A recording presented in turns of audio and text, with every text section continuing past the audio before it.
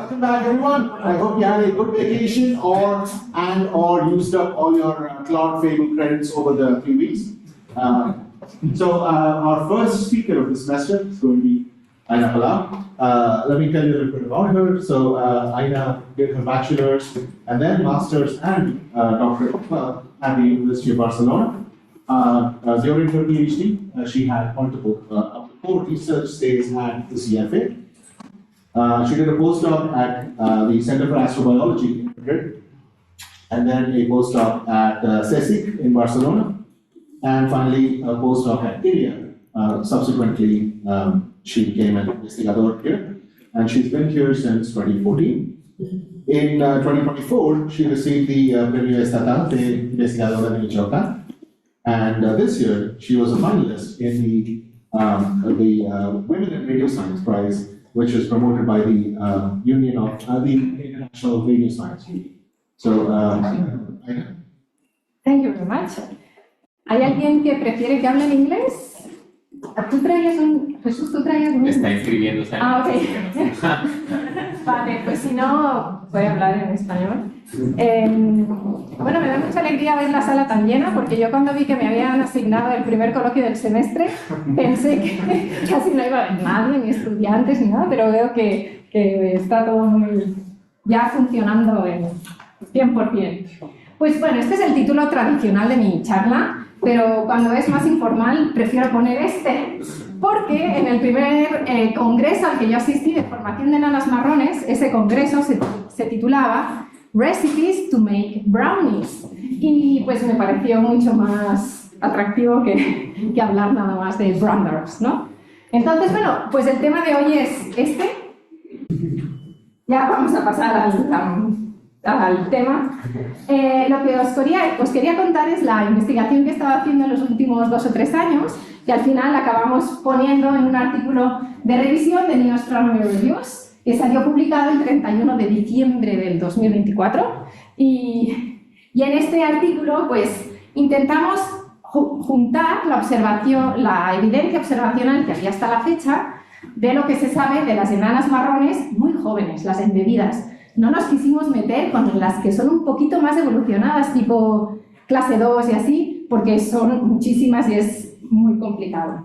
Entonces, para entrar en materia, una enana marrón es un objeto cuya masa es inferior a 75 masas de Júpiter para la metalicidad solar y, por tanto, no tiene suficiente masa para llegar a fusionar el hidrógeno. Por tanto, nunca va a entrar a la secuencia principal. Lo que sí tiene es suficiente masa para fusionar deuterio. Y por eso, el límite que se supone que hay entre planeta y enana marrón son 13 masas de Júpiter, según la Unión Astronómica Internacional. Pero hay mucho debate aquí, hay investigadores muy entusiastas, muy intensos, que defienden que este límite no debería ser 13 masas de Júpiter, porque en realidad si quemas un poquito de deuterio y luego ya no quemas nada, pues no cambia tanto en el objeto. Sino que más bien la diferencia debería ser en cómo se han formado. Pero, como muy buenos teóricos, a veces pasa que los teóricos tienen definiciones muy buenas, pero luego en la práctica es muy difícil de aplicar, porque ¿cómo sabemos cómo se ha formado uno de estos objetos? Eso no es fácil, ¿no? Entonces hay un gran debate en si el límite debería ser 13 o debería ser 10, sea como sea, la diferencia es muy pequeña, y ahí está el límite entre planeta y enana marrón. Ahora bien, la Unión Astronómica Internacional también define planeta como un objeto que, además de tener menos masa que la requerida para fusionar deuterio, además de eso es un objeto que orbita una estrella o una enana marrón o un producto de una estrella como una enana blanca o una estrella de neutrones.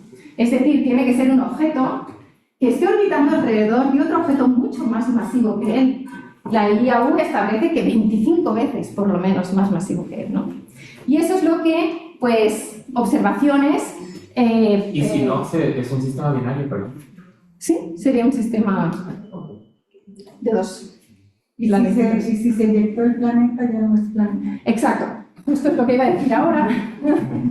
Que, bueno, nada más recordar que antes de pasar a esto, que las primeras enanas marrones se descubrieron en el 1995 con estos trabajos de aquí, de Nakika Gamma y Oppenheimer fue una compañera, en este caso, en este primer artículo, fue una compañera que se encontró a una estrella normal, pero en el caso de Rafael Rebolo, utilizando los telescopios de Tenerife, ese sí fue un caso de una enana marrón aislada. Y las dos tenían alrededor de entre 20 y 50 masas de Júpiter, ¿no?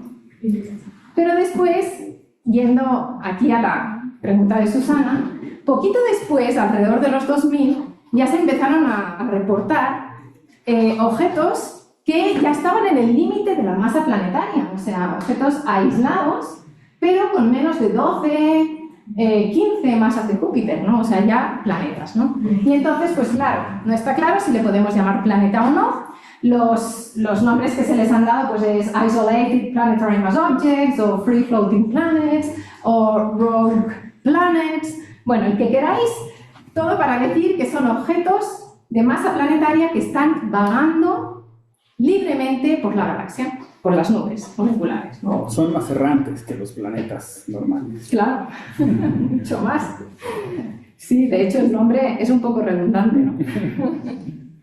Bueno, desde entonces, desde los 2000, que es cuando se encontraron estos primeros objetos, ha habido muchísimos trabajos, como os podéis imaginar, y más con el James Webb Space Telescope, Euclid, todos estos telescopios espaciales que se han lanzado muy recientemente y que son muy sensibles. Entonces han empezado a salir bastantes trabajos de detecciones de Free Floating Planets.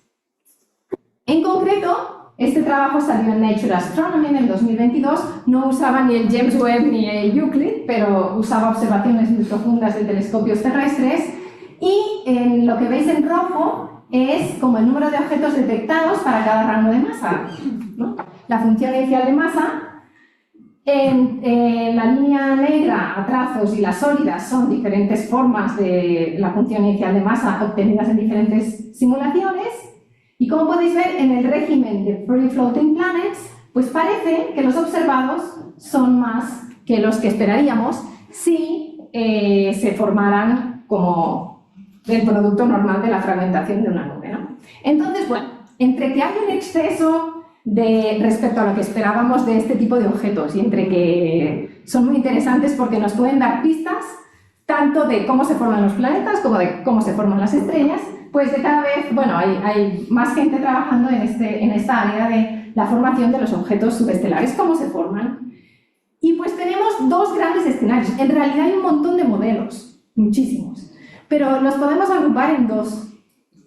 Uno es el que se le llama pues planet-like, ¿no? Si tienen masas planetarias, pues es que a lo mejor se han formado como los planetas, es decir, en el disco de un objeto de masa solar o de una estrella. Y los diferentes planetas que se han podido formar se hayan formado como se hayan formado, porque todavía no sabemos muy bien cómo se forman los planetas, pueden interactuar entre ellos y al final salir eyectados del sistema, y por eso los encontramos vagando libremente en la galaxia, ¿no? Este es un escenario. Unas de las simulaciones que más se han usado para explicar y mostrar que este escenario es factible son las de Dimitris Stamatelos, donde él lo que hace es simular la fragmentación de un disco que es suficientemente masivo y suficientemente frío como para que haya fragmentación en este disco. Y entonces estos diferentes fragmentos formados así interactúan entre ellos y hay interacciones dinámicas y algunos salen eyectados. Algunos salen eyectados en un porcentaje considerable. En su artículo del 2015, Dimitris Stamatelos propuso un diagnóstico muy interesante que es antiintuitivo. Y es que si en un diagrama de masa de disco frente a masa de la estrella dibujamos dónde se ubican estos objetos eyectados, pues vemos que tienen un exceso de masa del disco respecto a lo que esperamos por las relaciones que se han encontrado en objetos que supone que se forman como las estrellas. Son estas relaciones de aquí, se han obtenido con una combinación de modelos y observaciones de ALMA para ALMA o el SMA, no recuerdo bien, es del 2013. de Andrews del 2013, pero bueno, esto es la relación que se supone que hay para objetos que se forman como las estrellas, y si se forman por fragmentación del disco hay como un exceso, y esto es antiintuitivo porque precisamente uno decía, bueno, si se eyecta del disco se queda sin material, entonces debería tener menos masa alrededor este objeto que se ha eyectado, ¿no? Pero Dimitris ahí en sus simulaciones explica que, bueno, si el objetito se ha formado durante un tiempo suficiente en el disco y ha podido acretar suficiente material en forma de disco, que es lo que están en las simulaciones, pues puede que el disco sobreviva. Y si es así, pues rompe un poco la correlación de los objetos de menor masa. Perdón, ¿qué es el eje vertical? La masa del disco. Pero esos objetos que pusiste ahí no tienen un disco, ¿o sí? O Sí. sea, Son la simulación. Estos son los simulados. O sea, ahí sí conocen la masa del disco original. Sí. Sí, lo miden las simulaciones. Y luego más adelante os enseñaré la misma gráfica, pero superponiéndole objetos observados. Pero ¿cómo puedes observacionalmente saber de dónde vino, de qué disco vino? Ajá, sí, no. Los objetos observados son nada más medir la masa del disco y ponerle la masa de la estrella y estimar una masa para la estrella y ponerla en el diagrama. Estas simulaciones, ¿cuál es la condición inicial? O sea, el disco ya no está acretando, ya no está cayendo más al disco. No. Empiezan ahí con Es un disco suficientemente masivo. Esta es la parte más criticada de estas simulaciones, porque no todos los discos son tan masivos. De hecho, él obtiene que tiene que ser el cociente de masa de la estrella, del disco frente a la masa. La masa del disco tiene que ser como un 30% de la masa de la estrella, eso sí es muy alto. Y ahí es 10 a la menos 3. Sí, ahí es 10 a la menos 3. Pero este es el disco del objeto eyectado en las simulaciones. Y lo que yo estaba diciendo, para que el disco pueda fragmentar en la estrella, o sea, el disco de la estrella de tipo solar pueda fragmentar, tiene que ser suficiente masivo como el 30% de la masa de la estrella, que eso es bastante. ¿Sí Entonces, has visto alguna vez algún disco así de esa magnitud? O sea, 30 veces. el 30%. 30%. No es lo habitual, pero hay algunos casos por ahí. O sea, este escenario no es que digamos el que seguro que domina la formación de las enanas marrón, ¿no? O sea, así como el más dominante. Pero bueno, no es obvio que se tenga que ignorar porque se están encontrando casos en los que es consistente con esto, como veréis más adelante, ¿no? También aplica a las clases 0, ¿no? O sea, si los objetos se forman temprano, entonces... Sí, totalmente, sí. Hay que tener en cuenta esto. Pero los discos de Andrews de esta correlación creo que son un poquito más, ¿no?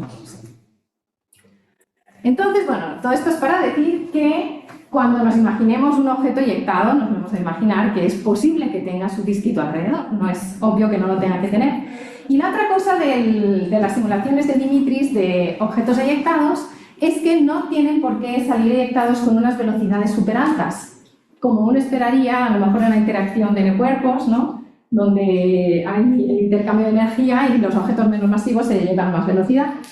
En este caso no es así porque los objetos eyectados se han formado en las partes más frías del disco y por tanto no hay tanta velocidad, la velocidad kepleriana ahí es más baja. Entonces las simulaciones de Dimitris lo que le dan son objetos eyectados con alrededor de 3-4 kilómetros por segundo, pero no más. Por tanto, no es tan fácil distinguir entre un escenario y el otro, ¿no? Pero bueno. El otro grupo de escenarios en los que se considera que se pueden formar las enanas marrón son los escenarios en los que consideramos que se forman como las estrellas, o sea, por fragmentación de una nube.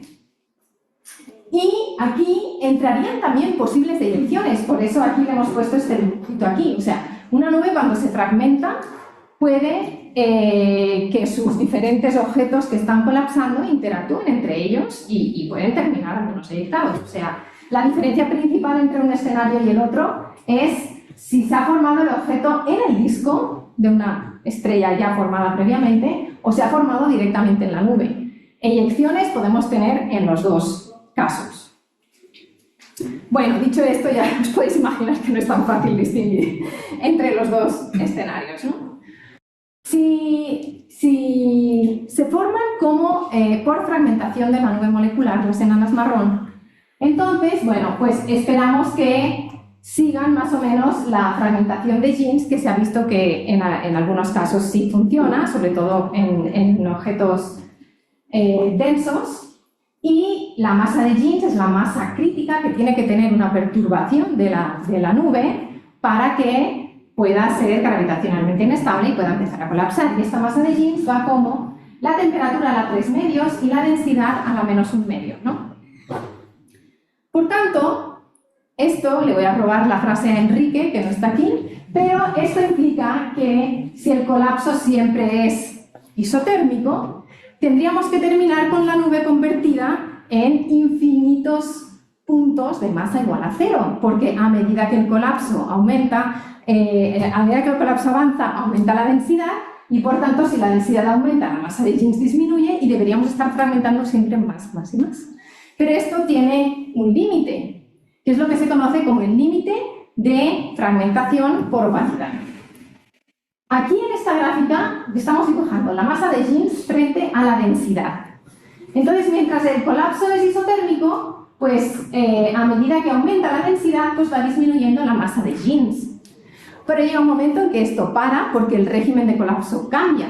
La densidad es tan alta que el medio se vuelve ópticamente grueso y por tanto la energía radiada en el colapso ya no se puede escapar y se calienta el fragmento, ¿no? Por tanto, ya se forma lo que llamamos un núcleo hidrostático. Esta densidad a la que ocurre esto, la gente que lo ha calculado, que es bastante complicado, por cierto, y puede tener, bueno, tiene implícitos bastantes suposiciones de composición del gas y del polvo y regímenes de opacidad, tasas de enfriamiento, etc. O sea, los cálculos muestran que más o menos está entre 10 a la 9 y 10 a la 10 partículas por centímetro cúbico. Entonces, esto pues corresponde a una masa del orden de 5 masas de Júpiter. Entonces, en principio, una nube molecular puede fragmentar hasta esas masas tan bajas. Nada más que el pequeño detalle es que se está fragmentando dentro de una nube, donde más material está cayendo. Entonces, no es obvio que aunque llegue a fragmentarse tan chiquitito, termine siendo una enana marrón, ¿no? Porque sí que puede seguir acretando sin problema. Entonces, por eso no es evidente cuál de los dos escenarios es el que funciona, ¿no? Bueno, y retomando esto, si tenemos una temperatura promedio de la nube más alta, entonces esto implicaría que la masa de jeans, incluyendo esta masa mínima que podemos fragmentar, pues sería también más alta, ¿no? Si la densidad es más alta, pues la masa de jeans es más baja, ¿no? Eso es lo que esperamos en este escenario de formación de las enanas marrón por fragmentación de la nube. Y bueno, una vez ya tenemos un núcleo que se ha iniciado su colapso, pues está bastante bien establecido las diferentes fases evolutivas por las que pasa un objeto que ha iniciado su colapso y va a formar una estrella. Empieza con una fase preestelar donde el núcleo está colapsando, pero todavía no tiene el núcleo hidrostático formado. Luego tiene el primer núcleo hidrostático del que os hablaba, luego se le forma otro y ya se le va formando el disco, porque inicialmente tiene un cierto momento angular. El disco en la clase 0,1, que he juntado aquí las dos, es más masivo, le está cayendo material, tiene streamers y le está cayendo material todavía de la envoltura, es una fase dominada por acreción y simultáneamente tiene eyección de material por los polos. Y en las clases 2 y 3, pues ya la envoltura ya se ha disipado o ya se ha apretado y hay menos material y tenemos el disco más limpio, ¿no? Entonces, estas fases, como muchos de vosotros sabéis, se caracterizan por la distribución espectral de energía que observamos en cada una de estas etapas, ¿no? En la etapa del First Hydrostatic Core, pues simplemente lo que tenemos es un cuerpo negro modificado, pero con 1 nos basta para describir la distribución espectral de energía. En la etapa clase 0 y 1 necesitamos, además de la contribución del cuerpo negro, una componente importante que corresponde al exceso infrarrojo asociado al disco, a la parte caliente de la envoltura, etc. Y después, a medida que la envoltura se va disipando, este exceso infrarrojo va disminuyendo, ¿no? Entonces, bueno, uno de los parámetros de los muchos que se usan en la literatura para cuantificar en qué estado evolutivo estamos es lo que se llama la temperatura bolométrica. Es la temperatura que tendría un cuerpo negro cuya frecuencia media pesada por la densidad del flujo es la misma que mi distribución espectral de energía. Es decir, viene a ser la temperatura que corresponde a un cuerpo negro donde tengo más flujo, ¿no? En primera aproximación. Entonces, esta temperatura bolométrica se puede calcular si tú tienes tu distribución espectral de energía y puedes saber más o menos de una forma cuantitativa en qué fase evolutiva estamos, ¿no? Y para la clase 01 se ha propuesto que la temperatura bolométrica está entre 20 y 650 Kelvin, ¿no? Entonces, si suponemos que las enanas marrón se forman como las estrellas, deberíamos encontrar protoenanas marrón, es decir, enanas marrón que sus características correspondan a la fase clase 0 y 1, es decir, pues con temperaturas bolométricas también en este rango de 20 a 650 Kelvin aproximadamente, ¿no? Además, si las enanas marrón se forman como las estrellas, esperamos que también sigan las correlaciones que se conocen para los objetos estelares jóvenes, que involucran sobre todo tanto el fenómeno de acreción y de caída de material como el fenómeno de eyección de material. Por ejemplo, en esta primera es la tasa de caída de material frente a la luminosidad bolométrica. En la de la derecha es la luminosidad centimétrica, que nos da una idea de la potencia del radiojet asociado al material eyectado, frente a la luminosidad bolométrica. Es la correlación que Luis Felipe y Guillem Anglada y Carlos Carrasco han estado presentando mucho y trabajando mucho, ¿no? Y luego también está la tasa del momento del flujo molecular frente a la luminosidad bolométrica y lo mismo frente a la masa de la envoltura. Son correlaciones bien conocidas para los objetos estelares jóvenes y pues deberíamos ver si en el régimen de menor luminosidad pues se siguen cumpliendo, ¿no? Este sería el primer test, ver qué pasa con las correlaciones ya conocidas para los objetos estelares jóvenes. Y el segundo pues sería hacer una gráfica de masa del disco frente a masa de la estrella para ver si hay algún exceso en el régimen de muy baja masa, que es lo que se espera si los objetos han sido eyectados, ¿no? Son dos posibles tests que podemos hacer. Pero para eso necesitamos muestras de enanas marrón, ¿no? Y eso es lo difícil, tener una muestra estadísticamente significativa de objetos que sean convincentes. Y bueno, para eso los telescopios espaciales están siendo críticos. Ya desde Spitzer, Herschel, el James Webb y los que vienen están aportando muchísimo en este sentido. Para empezar, Spitzer descubrió lo que se conocen como los Very Low Luminosity Objects.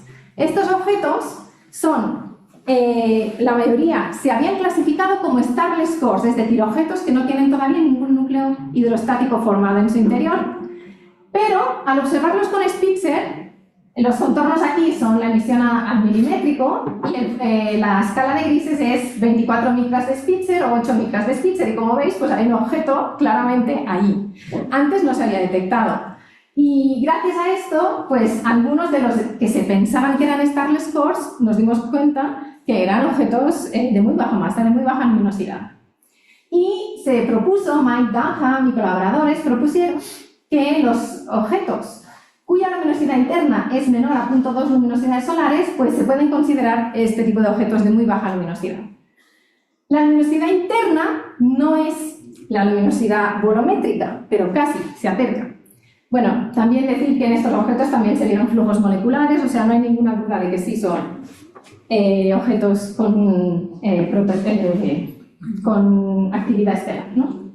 Entonces, la luminosidad interna tiene la contribución del objeto ya acretado, más la contribución de la acreción, y no tiene la contribución del campo de radiación interestelar, que esa sí la tiene la luminosidad bolométrica. Nosotros cuando medimos un flujo de un objeto, en la densidad de flujo, puede que parte de la envoltura que está emitiendo o contribuyendo a este flujo esté un poco calentada por el campo de radiación interestelar. Y esto para un objeto de tipo solar es despreciable, pero para un objeto de súper baja masa puede llegar a ser una contribución importante si el objeto está en un entorno caliente. Entonces es importante quedarse nada más con la luminosidad interna. Y esto en un inicio era como muy difícil de calcular cómo haces para separar la luminosidad del campo de radiación interestelar de la luminosidad del objeto, pero Mike Dunham encontró una correlación muy clara entre la luminosidad interna a partir de sus modelos de objetos en colapso con el flujo a 70 micras. Y esto permitió un avance muy grande en este sentido porque es mucho más sencillo medir la densidad de flujo a 70 micras. Ahora, pues cuando se lanzó Herschel y ya con Spitzer, pues se pueden tener este tipo de medidas. Eso es mucho más fácil que estimar la luminosidad interna. Entonces, esto ayudó mucho a empezar a armar muestras de objetos de muy baja luminosidad que podrían ser buenos candidatos a enanas marrón, pero no necesariamente.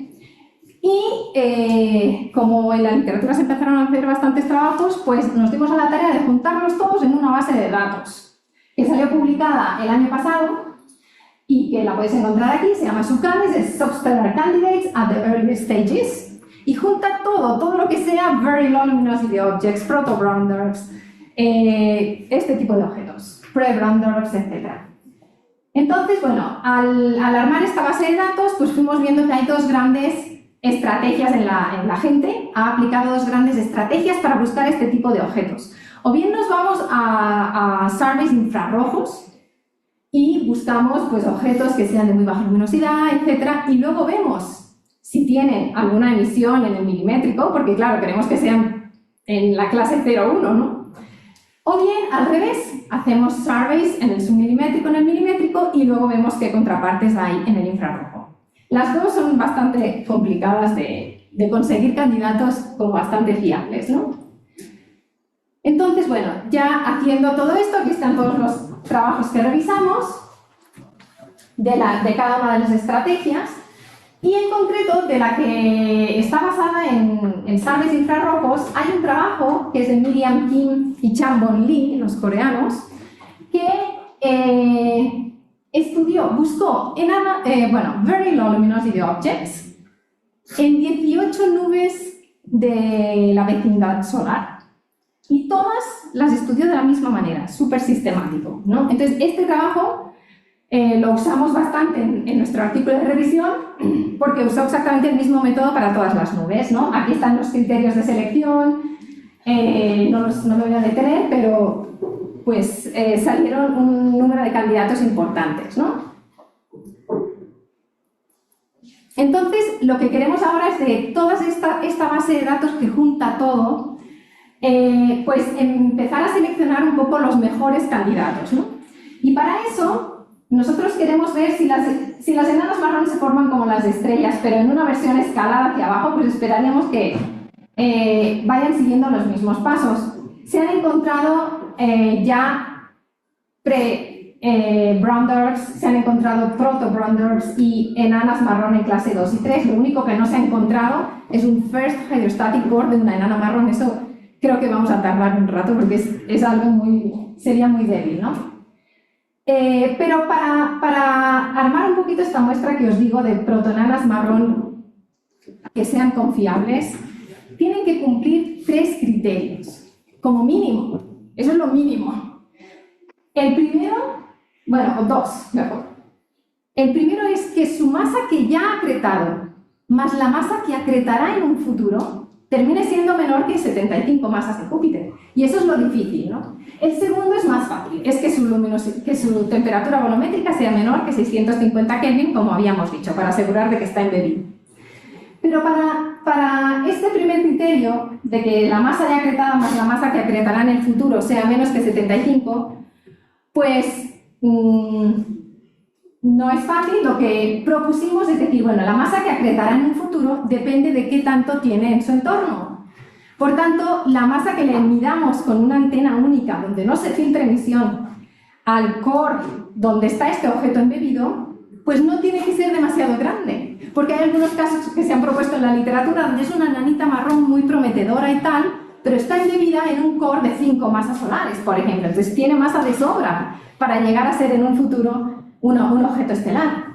Entonces propusimos, suponiendo una eficiencia de formación estelar del 10%, una cosa muy aproximada, pues que al menos tenga del orden de 0.3 masas solares o menos el core donde está embebida ese objetito, para que si la eficiencia es del 10%, pues le entren como mucho 30 masas de Júpiter más en un futuro. Es algo muy aproximado, pero es un primer intento de descartar los casos más obvios, ¿no?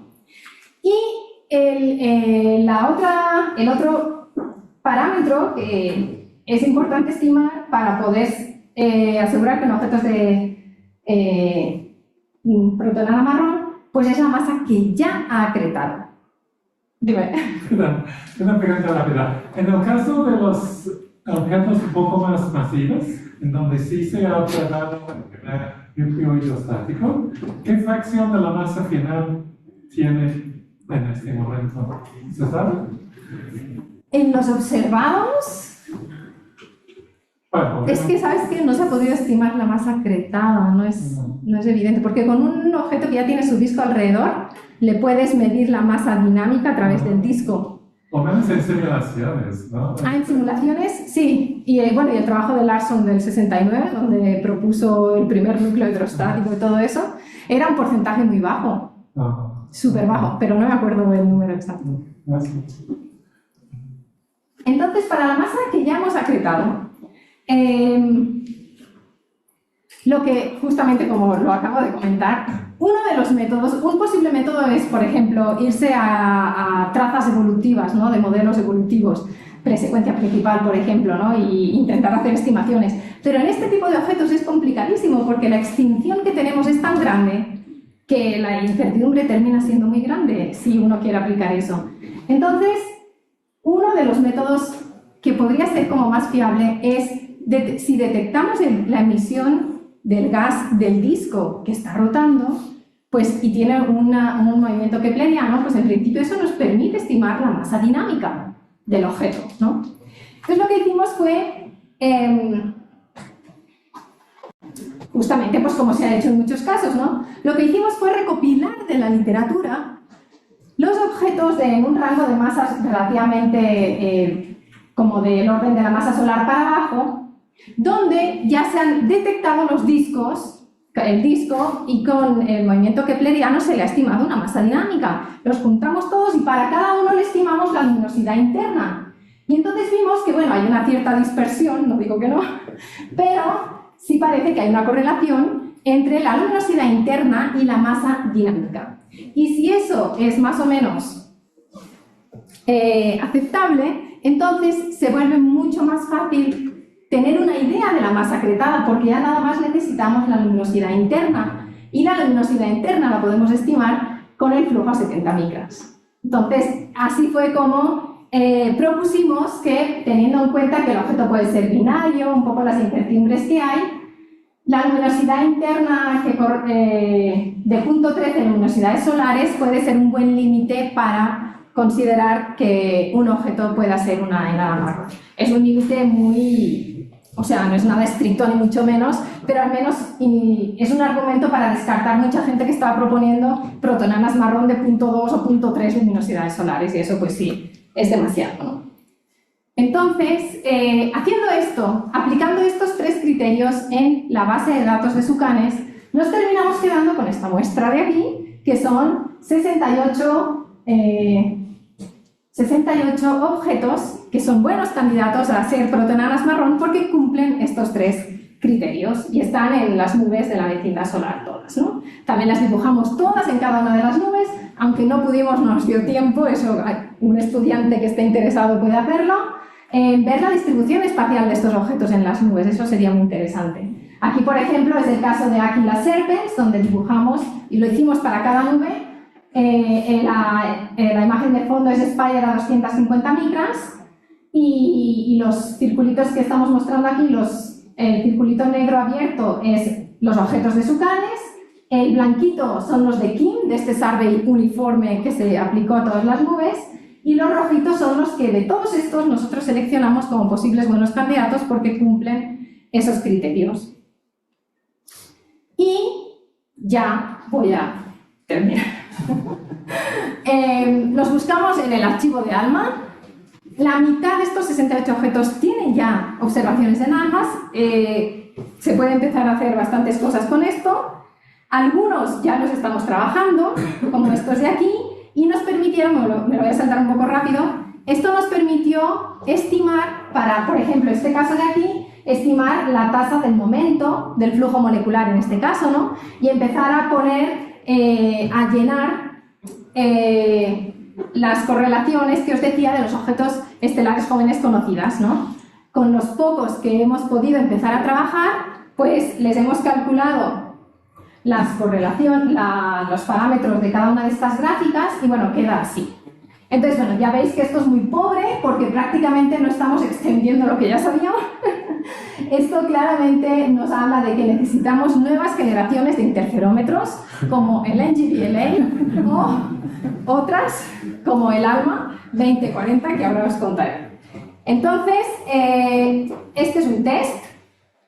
El otro me lo voy a saltar muy rápido. Bueno, esto lo que hicimos aquí nada más fue contar el número de protoestrellas en cada nube de las que tenemos datos uniformes y dibujarlo frente a la masa de la nube, cosa que sabemos por Charlie Lada y nuestros trabajos recientes de nuestro grupo de aquí, que se tiene que cumplir. Lo quisimos aplicar eso para las nubes nuestras, contándolo nosotros, pues lo reproducimos más o menos.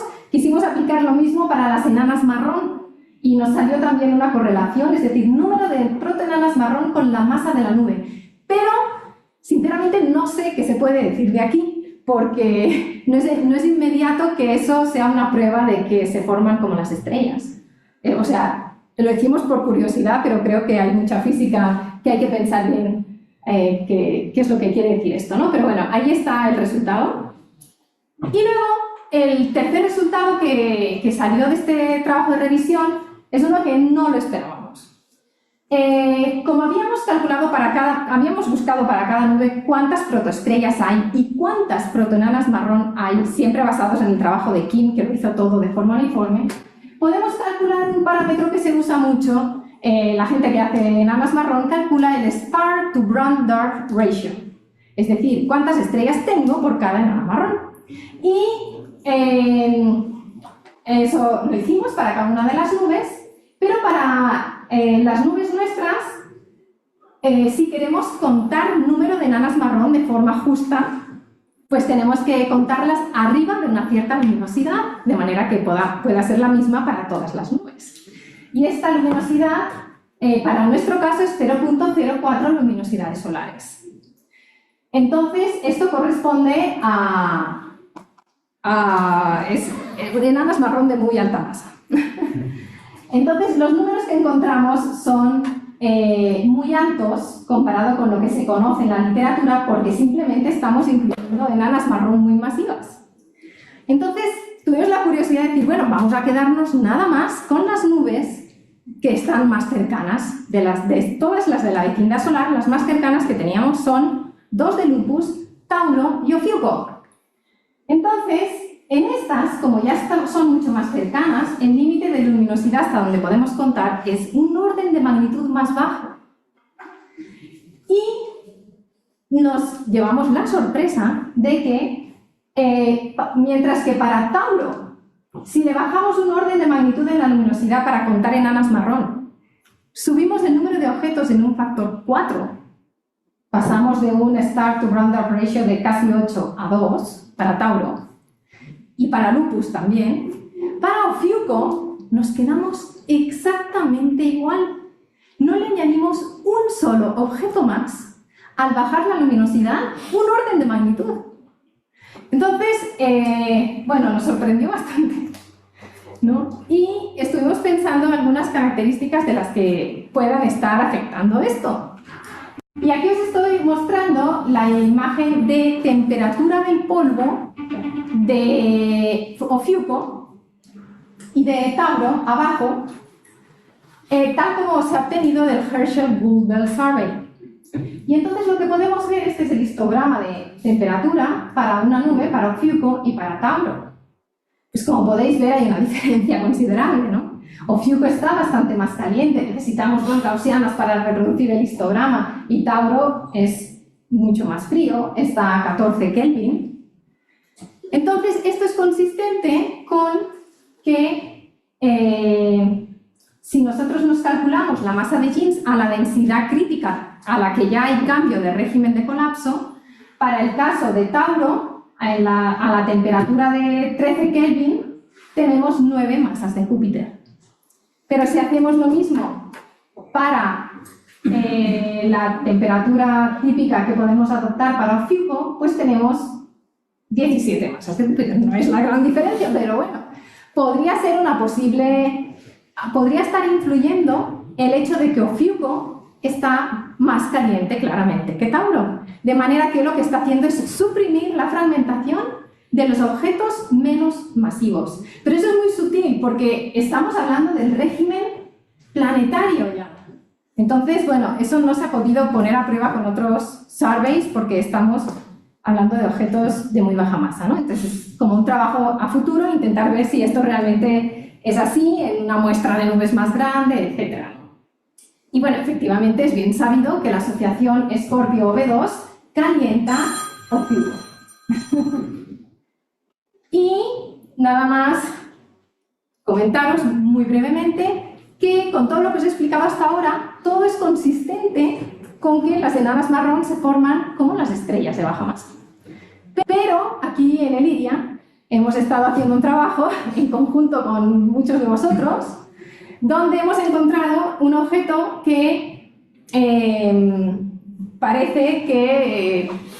ahora os lo voy a contar súper rápido. Es este objeto de aquí, se llama Source-X, está muy cerca del sistema múltiple VLA1623 y se ha propuesto como una protoenana marrón. Vosotros sabéis que Ricardo Hernández, que creo que no está aquí... No, ¿verdad? Vale. Ricardo Hernández en su tesis de doctorado lo que hace es, para un sistema, juntar todas las observaciones que encuentra del VLI de ALMA y hacer astrometría. Entonces, como lo tenía hecho para el sistema de abajo, que es muy famoso, pues ya nos pusimos a revisarlo para su compañerita. Y lo que encontramos... ¿Qué pasa? Acá estoy. ¡Ah! Hola, Ricardo.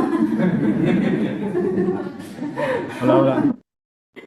Seguro que lo vas a explicar tú con calma en un tiempo. Bueno, nada más comentaros que este objeto tiene movimientos propios anómalos, mientras que los otros objetos del campo caen dentro de la población conocida de Ofiuco de esta zona. El objetito este, que es la estrella roja, tiene movimientos anómalos. Y si le trazamos la trayectoria hacia atrás, esto está referenciado todo respecto al objeto B, que es el más masivo. Si le trazamos la trayectoria hacia atrás, resulta que hace 7.000 años estaba muy cerca del objeto W de este sistema múltiple. Entonces, bueno, podría ser un candidato a un objeto que haya sido eyectado, ya sea por interacción dinámica entre los objetos de este sistema múltiple o ya sea por fragmentación del disco del objeto W. Y Dimitris Stamatelos está en este grupo de trabajo y ha estado haciendo simulaciones donde parece que son bastante consistentes con las unidades de la Source-X, porque además tiene un disquito con un anillo. Esto, la verdad, es muy raro para una enana marrón, porque se supone que hay pedal drift muy eficiente para las enanas marrón. Entonces, en este caso, que tenga el anillo así tan marcado, bueno, pues estamos todavía intentándolo entender. Y lo pusimos, obviamente, en la figurita esta de la masa del disco frente a la masa de la estrella, y pues nos sale que sí parece que tiene un exceso en la masa del disco, lo que sería consistente también con esta eyección de fragmentación del disco y eyección. ¿Y qué velocidad tiene? 4 kilómetros por segundo. Sí. Y bueno, ya lo voy a dejar aquí porque no quiero alargarme más. Nada más deciros que igual que se está impulsando el esfuerzo del NGVLA desde aquí, desde América, en Europa se está impulsando el esfuerzo del Next Generation ALMA 2040. Y entonces Eso quiere propuestas de cómo expandir sus horizontes para el 2040 y la gente en Europa se ha organizado para proponer un nuevo ALMA. Entonces, bueno, yo estoy involucrada y aquí nada más comparo muy rápido el NGVLA con ALMA 2040. Van a ser parecidos si comparamos el core con la configuración extendida de ALMA 2040, pero el NGVLA le gana en resolución angular por mucho. Pero ALMA 2040 pues llega hasta frecuencias mucho más altas, ¿no? Las dos bandas que se solapan de NGVLA y de ALMA 2040 son 40 y 100 GHz y se están organizando white papers. Bueno, esto nos permitiría obviamente estudiar esto mejor y se están organizando white papers para proponerle a ESO la importancia de hacer esto. Entonces yo estoy liderando uno de nanas marrón y si alguien quiere unirse es bienvenido porque pues cuantos más seamos mejor para apoyar estas cosas. Y aquí lo dejo, ahora sí.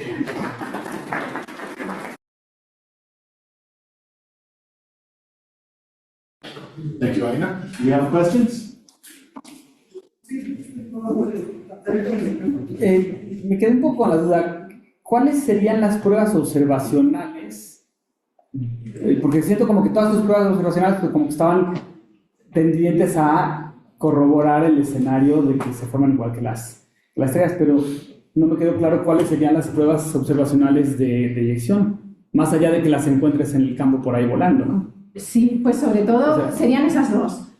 Ver los movimientos propios respecto a sus objetos cercanos y ver si vienen de ahí, lo cual es muy costoso, o sea, hacerlo en una muestra es difícil, y medir la masa del disco frente a la masa de la estrella.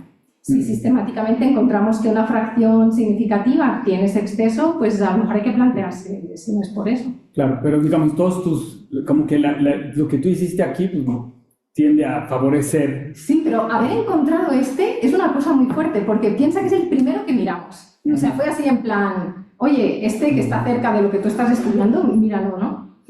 Y salió así, ¿no? Entonces, lo ideal sería agarrarse una muestra, aunque sea chiquitita, para ver en otros casos qué cinemáticas se les ve, ¿no? Qué movimientos propios. Y bueno, igual este es un caso rarísimo, o igual hay más de los que pensamos, porque pues también Luis Tapade y muchos están viendo que las interacciones dinámicas entre objetos son más frecuentes de lo que se pensaba. Supongo que ya con las imágenes de esas del VLA viejitas puedes ya empezar a hacer movimientos propios, ¿no? También. Sí, el Ricardo incluye todas, ¿verdad?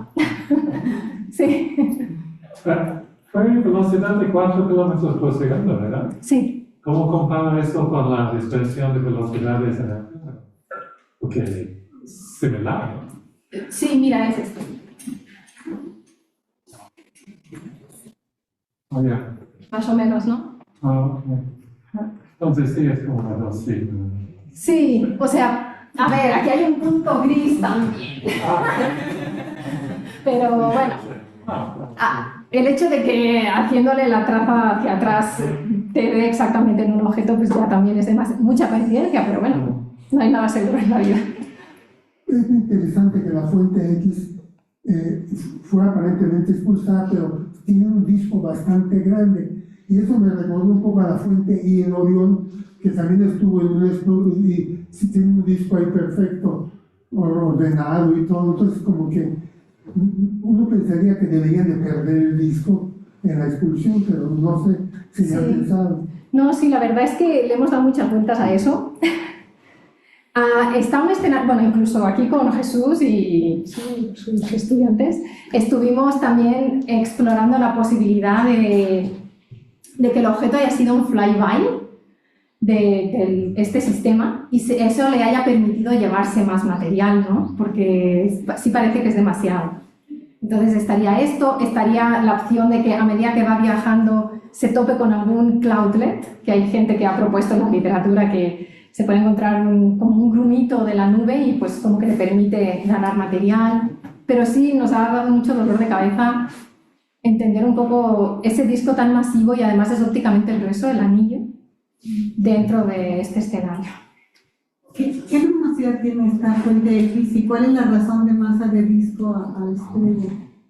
Es súper buena pregunta y no la hemos podido restringir muy bien. Creemos que está como por debajo de 0.04 luminosidades solares, pero tenemos pocos puntos en la distribución espectral de energía y nos faltan los del pico. Entonces, pero comparándolo con otras fuentes y tal, estaría como por abajo de 0.04. Y el cociente es, ya viste que hay un rango de masas del disco bastante grande, entonces el cociente este que dices creo que llega hasta 1. Va como de 0.2 hasta 1, porque tenemos mucha incertidumbre en la masa del disco. Y no sabemos la masa de la estrella tampoco, o sea, pero yo creo que para el James Webb hay que pedir tiempo. Any other questions?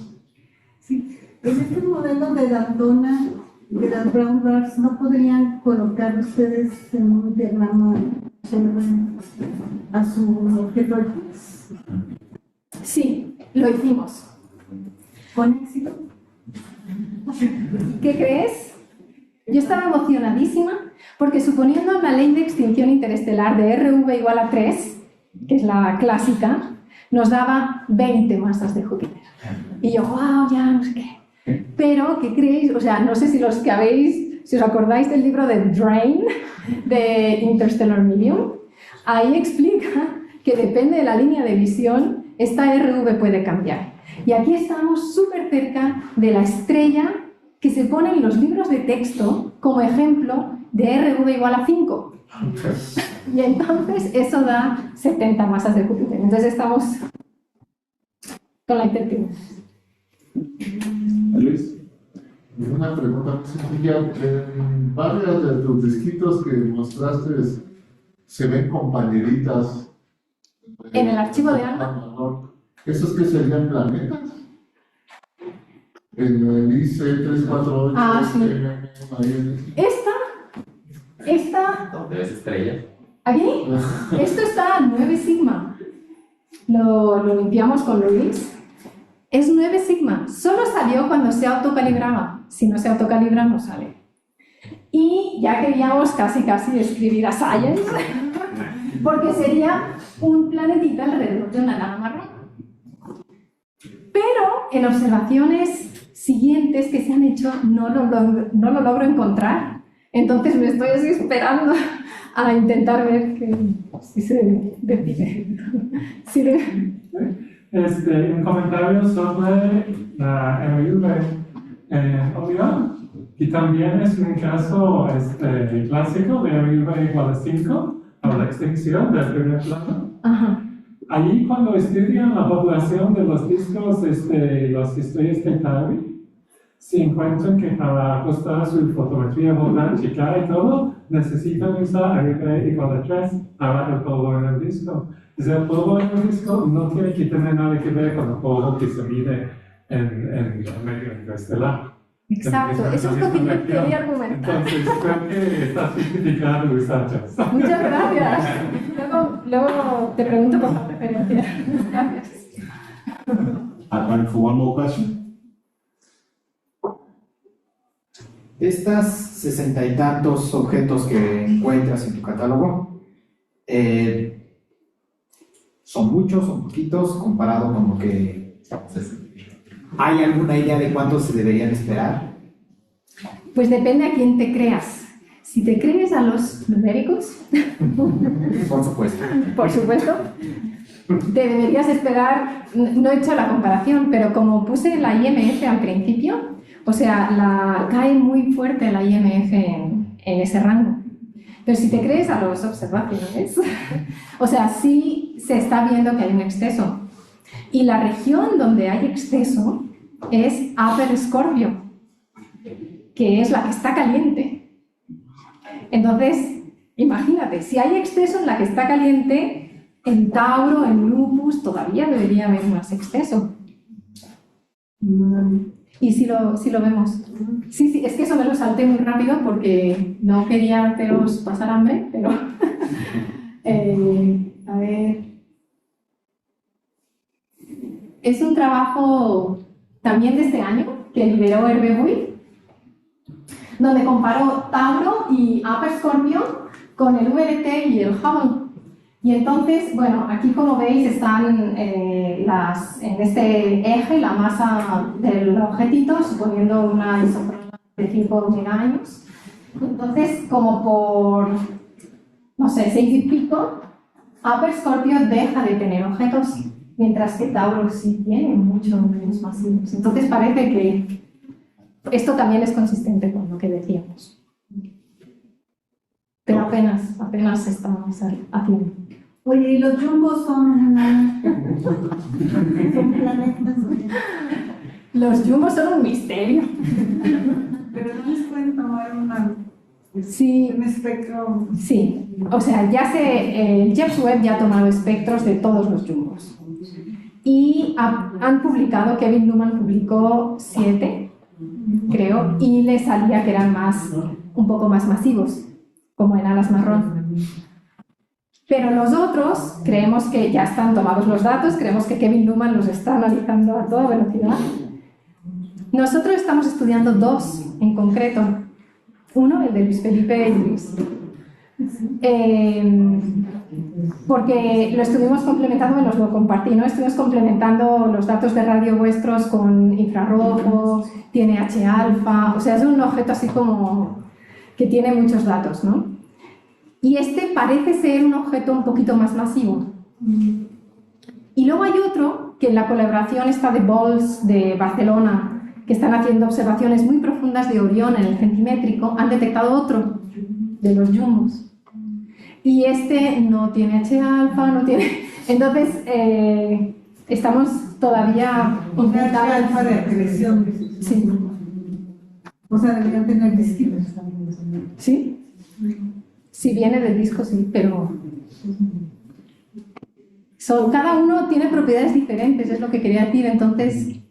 Pues ahí... Nosotros con Paola y con Pedro hemos estado estudiando el Jumbo 24 con datos de James Webb y nos salen también más calientes, nos salen calientes, no nos salen fríos como objetos Sí. planetarios, y eso es algo medio raro también. Pedro está ahí. Sí, pues los espectros van a ayudar mucho. Nos avisan. Sí. So we have one question on Zoom. Ah. Raul, go ahead. Hola, Ina, ¿qué tal? Hola. Buen día. Hola, mira, lo que quería preguntar es, bueno, he leído recientemente que ya se detectó el primer, se podría llamar exoluna o exo algo que está orbitando una enana café. Creo que apenas fue publicado en un Nature. Entonces, esto podría apoyar al escenario de que, pues, si está orbitando una enana café y esta enana café está orbitando una estrella M, entonces podría suponerse que efectivamente las enanas cafés también tienen un disco, ¿no? Y entonces podrían generar objetos que están ahí orbitando, ¿no?